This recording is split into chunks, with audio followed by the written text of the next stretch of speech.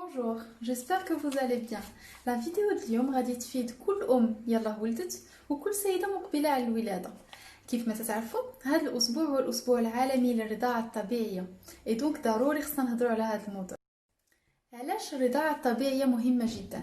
بحيث الحليب ديال الأم هو أفضل غذاء اللي يقدر ياخذه الرضيع فاش يتزاد، بحيث أن المكونات ديال الحليب سواء البروتينات السكريات والدهنيات تتوالم بالضبط الاحتياجات ديال الرضيع.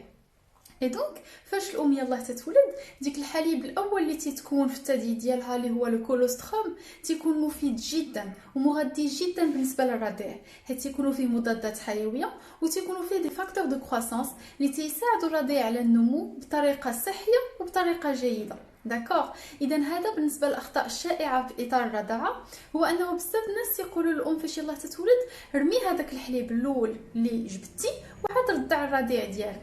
سي اون ايرور، خطا كبير، حيت تتحرم الام الرضيع ديالها من واحد الكنز كبير اللي هو لو كولوستروم. وهذا الكولوستروم تيكون غير من 3 ايام ل 5 ايام ابري الولاده، من بعد تيتبدل الحليب.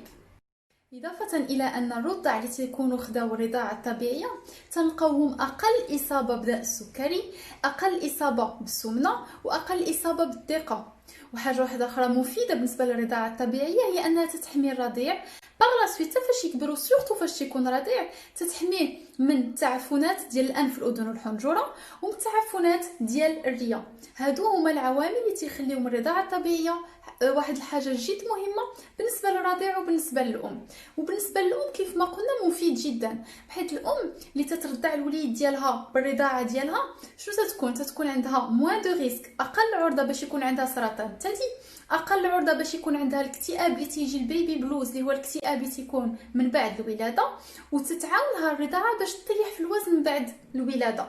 هادو كلهم عوامل تيخليو من الرضاعه الطبيعيه واحد الحاجه جد مهمه وكنز اللي خص كل ام الفافي باش تعطيه للرضيع.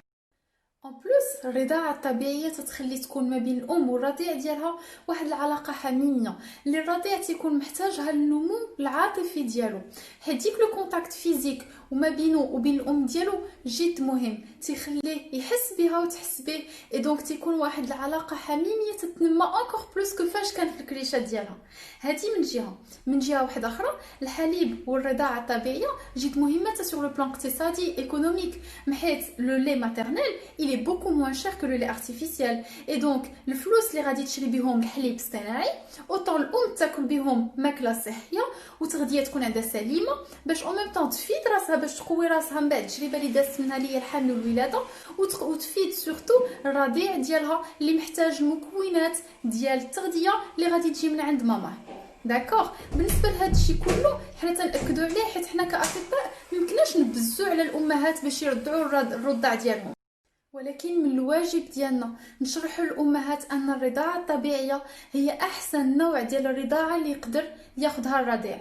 بيان سور القرار تيرجع للام على حسب الحاله الصحيه ديالها، على حسب الحاله الاجتماعيه ديالها، على حسب النفسيه ديال الحاله النفسيه ديالها، ولكن من الواجب ديالنا كاطباء نشرحوا للامهات وكل شيء يكون فاهم ان الرضاعه الطبيعيه كنز ما يمكنش محسن منه. حاجه واحده اخرى نبغي نسالي بها هو انه كيف ما الام مده الحمل تتكون تتوجد الولاده ديالها وبندون 9 شهور وهي تتسول وتتحاول تعرف باش الولاده تدوز على ما يرام، خصها بندون لا غروسيس ديالها اوسي تكون تتوجد لو بروجي المشروع الرضاعه الطبيعيه، سيتادير كو بندون لا غروسيس ديالها خصها تسول وتحاول تفهم باش تعرف شنو هما لي كونديسيون باش المشروع الرضاعه يدوز على ما يرام ويكون في احسن وجه. هادشي كله باش الرضاعه الطبيعيه ما يتحرمش منها الرضيع وباش الام تستافد.